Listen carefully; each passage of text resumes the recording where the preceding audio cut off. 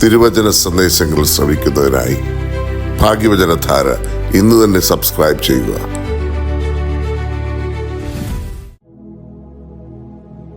ദൈവത്തിൻ്റെ വലിയ തിരുനാമത്തിന് മഹത്വമുണ്ടായിരിക്കട്ടെ. ഇന്ന് നമ്മുടെ ധ്യാന വിഷയം വിശുദ്ധ യോഹന്നാന്റെ സുവിശേഷം 13-ാം അധ്യായം 34-ാം വാക്യമാണ്. ഞാൻ നിങ്ങളെ സ്നേഹിച്ചതുപോലെ നിങ്ങളും പരസ്പരം സ്നേഹിക്കണം.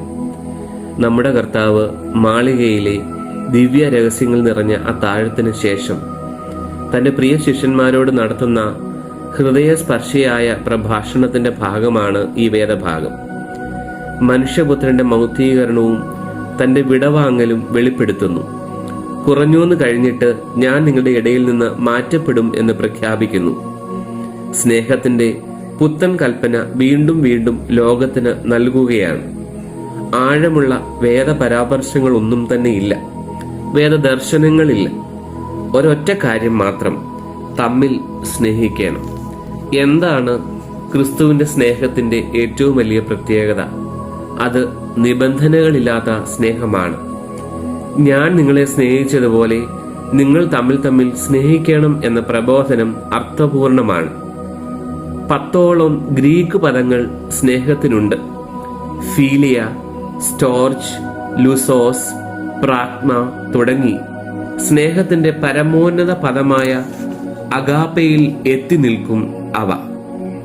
ഖുറാനിൽ ഇൽഫത്ത്, മവദ്ദത്ത്, മുഹബത്ത്, റഹമത്ത് തുടങ്ങിയ കുറെ പദങ്ങൾ സ്നേഹത്തിന്റെ വിവിധ തലങ്ങളെ വ്യാഖ്യാനിക്കാനുണ്ട്. എന്നാൽ പ്രപഞ്ച ചരിത്രത്തിൽ അഗാപ്പ എന്ന പദത്തോളം വശ്യമാർന്ന ഒരു സ്നേഹാനുഭവ പദമില്ല. അത് ഇന്നും ക്രൂസിൽ നിന്നും പതഞ്ഞൊഴുകിക്കൊണ്ടിരിക്കുന്നു. എല്ലാം നൽകിയതും ഏറ്റവും നല്ലത് നൽകിയതും അവസാനത്തോളം നൽകിയതുമായ ഒരാളെ നാം യേശു എന്ന് വിളിക്കുന്നു. 4 യഹൂദന്മാർ ലോകത്ത് വിപ്ലവമുണ്ടാക്കി എന്ന് പറയാറുണ്ട്. കാറൽ മാർക്സ് സാമ്പത്തിക വിപ്ലവമുണ്ടാക്കി.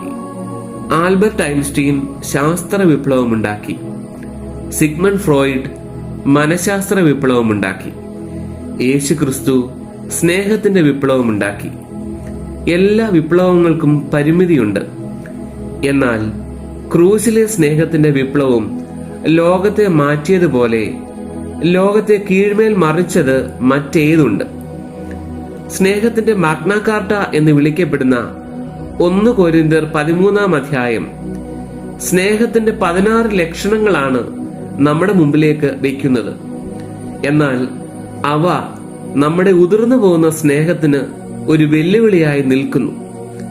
റോഡിലൂടെ ആംബുലൻസ് ശബ്ദമുണ്ടാക്കി പോകുമ്പോൾ തൊട്ടടുത്തുള്ള സ്കൂളിലെ ക്ലാസ് മുറിയിലെ പുറകിലെ ബെഞ്ചിലിരിക്കുന്ന കുട്ടി കൈതൊഴുത് പ്രാർത്ഥിക്കുന്നതിനെ കുറിച്ച് ഒരു അധ്യാപകൻ പറഞ്ഞതായി ഓർക്കുന്നു.